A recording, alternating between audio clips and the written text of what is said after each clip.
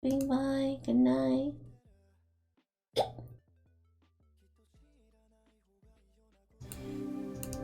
This shit's so goddamn loud.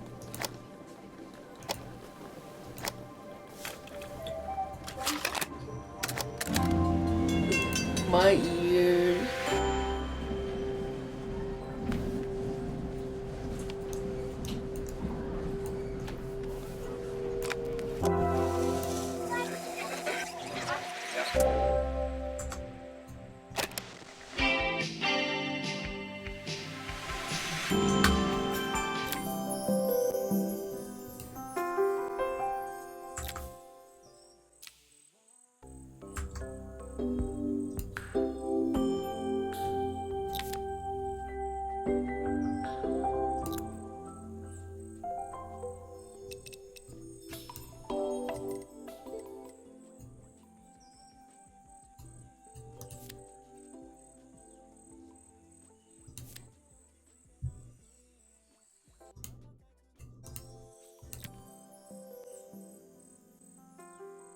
After a year on the road, I thought I'd get tired of traveling.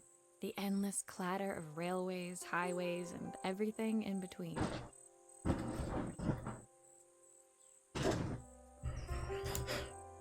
as my train pulled into the station at Bellariva, I felt every bit as excited as the first day of my journey. A whole year. It felt like a lifetime. The places I'd seen, the people I'd met, of course, the forgotten treasures I'd given a new lease of life along the way. I'm a restorer by trade.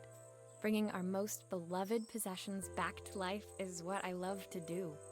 I'd been traveling for months, working my way from one town to the next, fixing everything from family heirlooms to VCRs.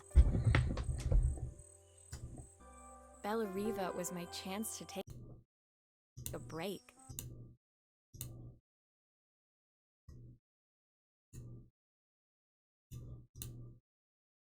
Unfortunately, that would have to wait until after I'd unpacked. Yeah, I've had one. I just forgot to turn it on.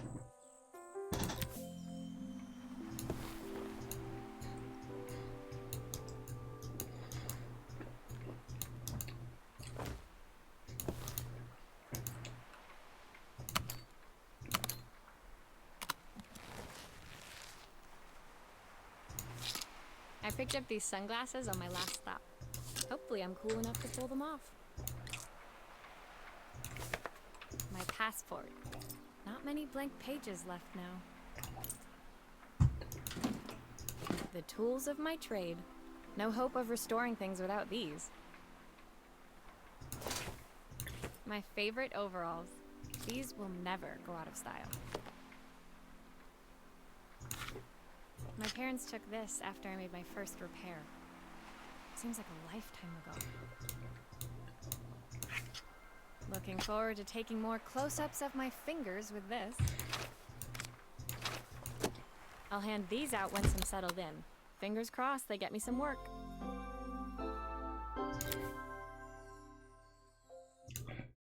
Finally, I'd made it to Bellariva. I'd come for the food festival, taking place in a few days' time. After living off TV dinners and instant ramen for the last few months, I was craving a decent meal. Of course, I'd need to earn enough money to pay for it, so I figured I'd head out the next day and find some work. My parents never wanted me to go. They wanted me to stay in their shop and have a simple, stationary life. I knew there was a world out there, beyond the four walls of our antique store, that I had to be a part of. I daydreamed constantly about the weird and wonderful places each of our antiques came from. I loved figuring out their stories, revealing the memories hidden beneath the screws and wires. My story in Bellariva began with a little girl and a voice she was longing to hear.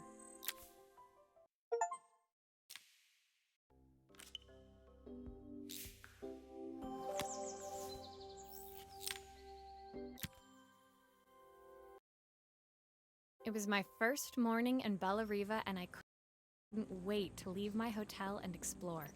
It was a quiet town, its streets and alleyways basking peacefully in the hot morning sun.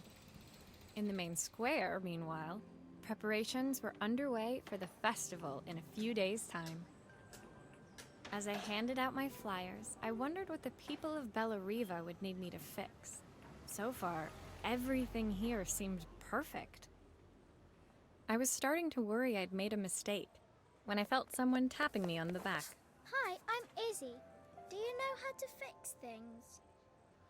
It was a little girl, maybe 7 years old, who must have gotten hold of one of my flyers. She rummaged around in her backpack until she hauled out a battered red cassette deck. My tape is broken and I can't make it work anymore. I tried to fix it myself, but there's this metal thing in the way. Can you try? Oh my god, I love tools. I'm eating an apple. I'm talking with my mouth full.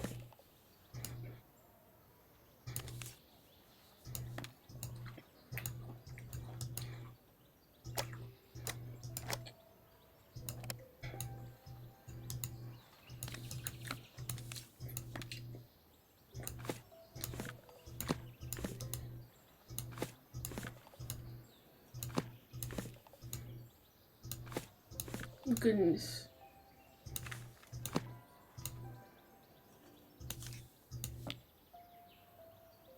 I'm a little silly. Oh, I figured it out.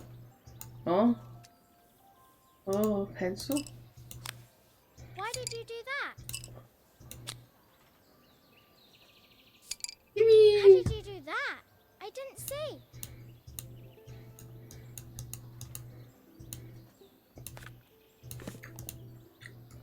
No. Oh.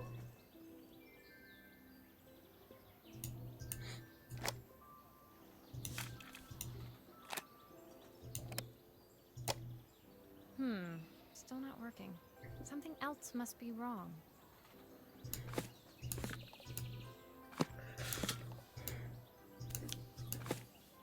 Terrible. Oh. Oh. Oh. Am I just silly? Do I use the weird? I'm just silly.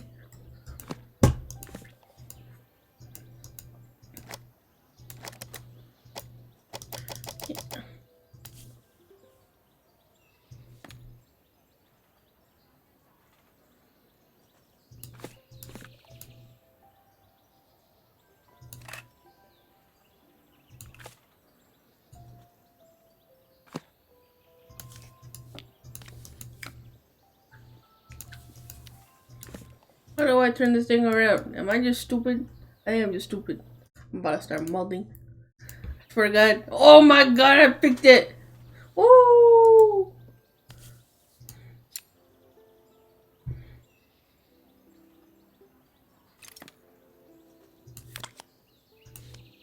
Aha!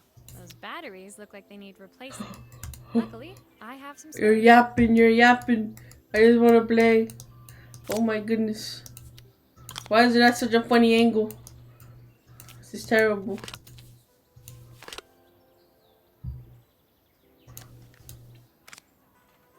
Where the fuck is the screw at? The screw's gone missing. Where? Where? Oh dear. Oh. Where'd the screw go? Oh. Oh, it's in the cup. I'm silly.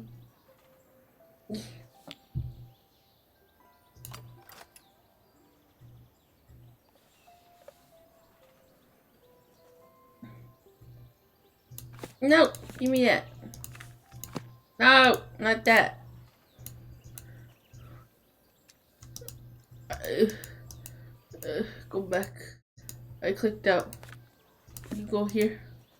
And then.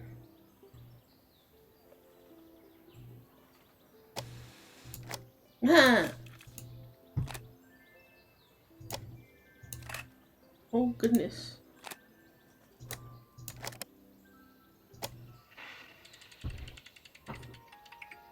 Will you dream for me.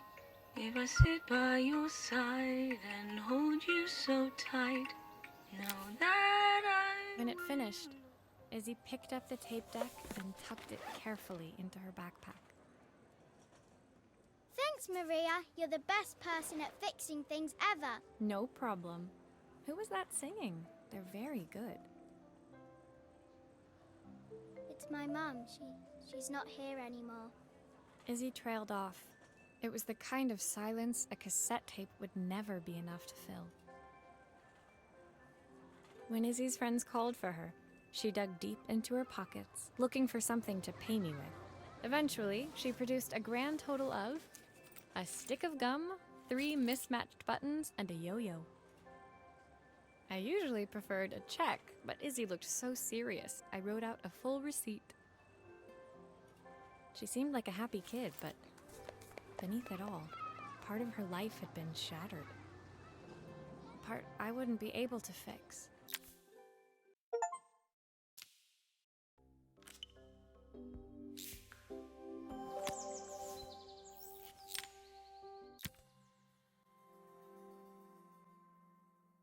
My first repair complete, I spent the rest of the day doing small jobs in and around the square. I was exhausted when I got back to my hotel and found a message asking me to make one more visit. The address led me to a quaint little house, a stone's throw from the beach. Bathed in the evening light, it looked beautiful, in spite of its flaking paintwork and chipped tiles. The front door was opened by a harried-looking man, still dressed from a long day at the office. Are you Maria? My name's Joseph. I'm Isabel's father. I'm so sorry she bothered you this morning. Please, come in. I'd like to settle up properly. On the mantelpiece, I saw the remains of a broken statue. Without thinking, I picked up a fragment. Ah, my father's statue. What's left of it, at least. Yet another way I'd have disappointed him. It survived 100 years in this family. But 5 minutes with Isabel and... Do you think you can salvage it?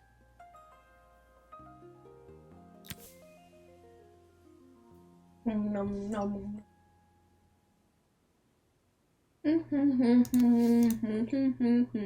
Will you be able to see the glue afterwards? I don't want people seeing the cracks.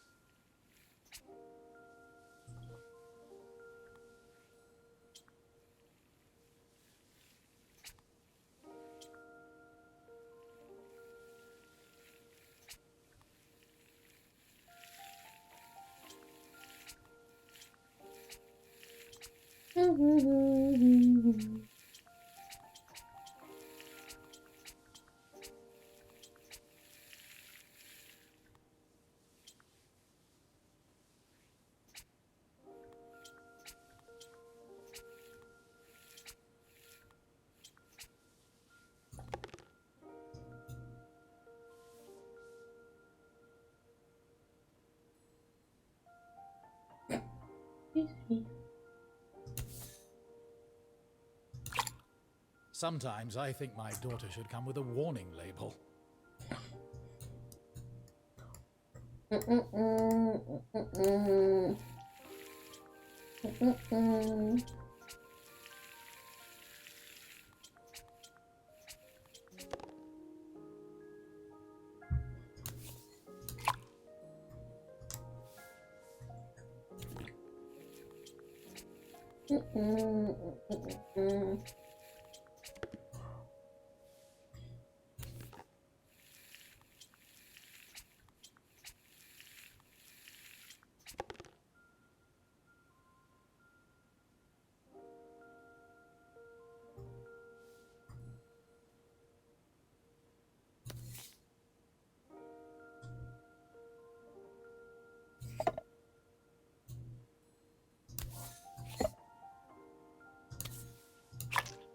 Is this glue really strong enough to hold everything together? Yep.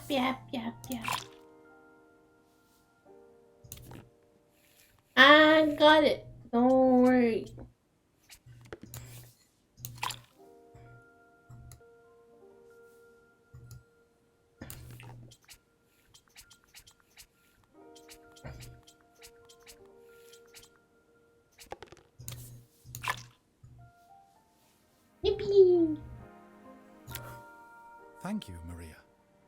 It looks as perfect as it ever did. My father wanted me to make something of myself. He didn't have time for anything less. As Joseph put the statue back on the shelf, it nudged against the family portrait stood proudly next to it. So he was Bellariva's mayor. And that was Izzy's mom. They must both miss her so much. Sorry, I'm a little tired. I've been working late getting things sorted for the festival. There's only a few days to go. Looks like I'll be working late. Again? When I told my parents I wanted to leave, they always found an excuse to be busy, to avoid talking about it. I guess keeping themselves occupied was their way of pretending it wasn't happening. Joseph's work must have been taking up so much of his time. But maybe that was what he wanted. I just hoped he was finding enough time for Izzy, too.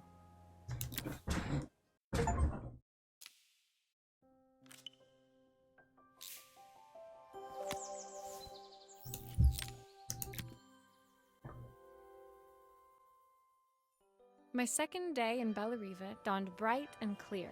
Another beautiful sunny morning. Walking into town, I passed cafes overflowing with customers cradling their morning coffees. I stopped, breathing in the smell of roasted coffee beans and freshly baked pastries.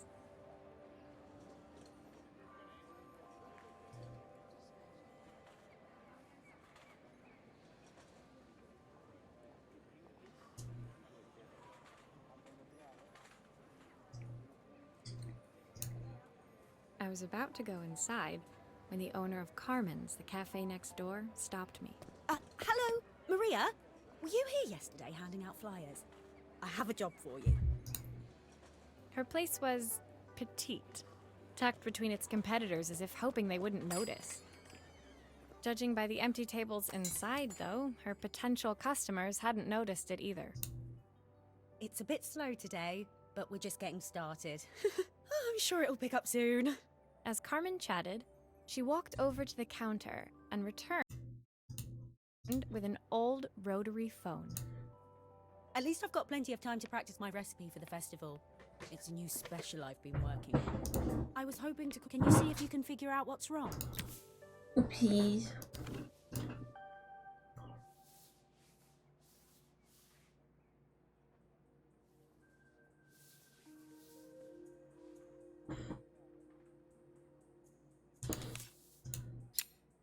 Obviously, we'd normally be much busier than this.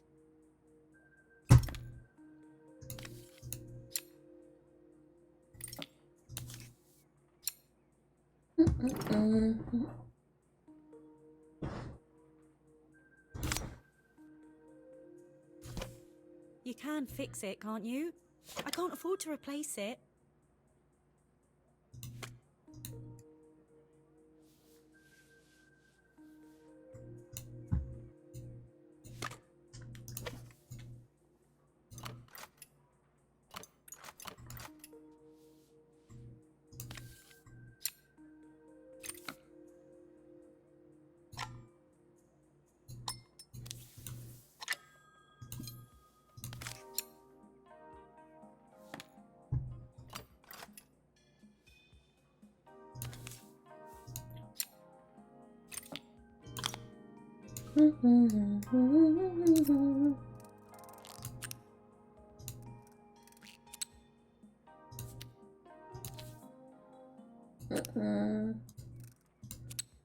These connections aren't quite right. I should check the wiring. Oh. I know what. Yeah. Oh, there's no screw there. Trash.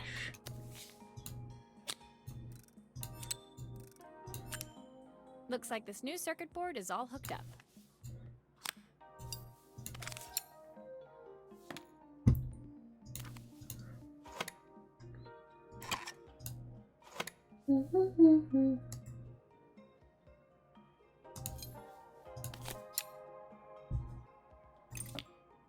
No.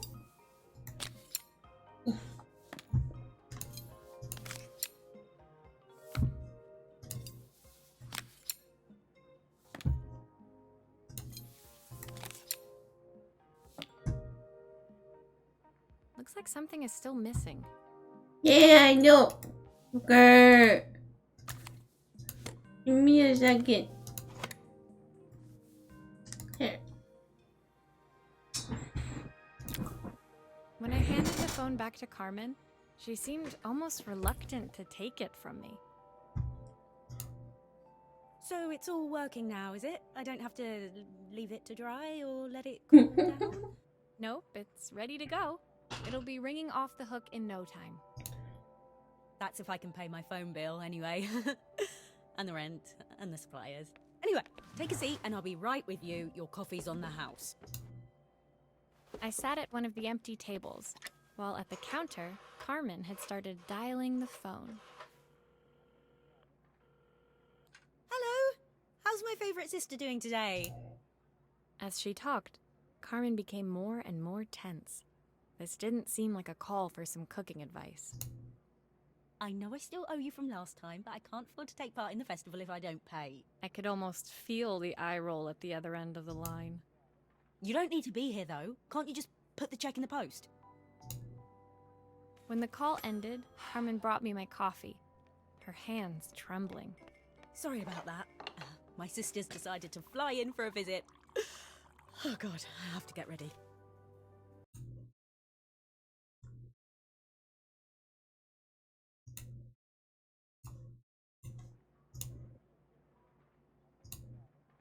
Actually, I might have another job for you. Can you come by tomorrow?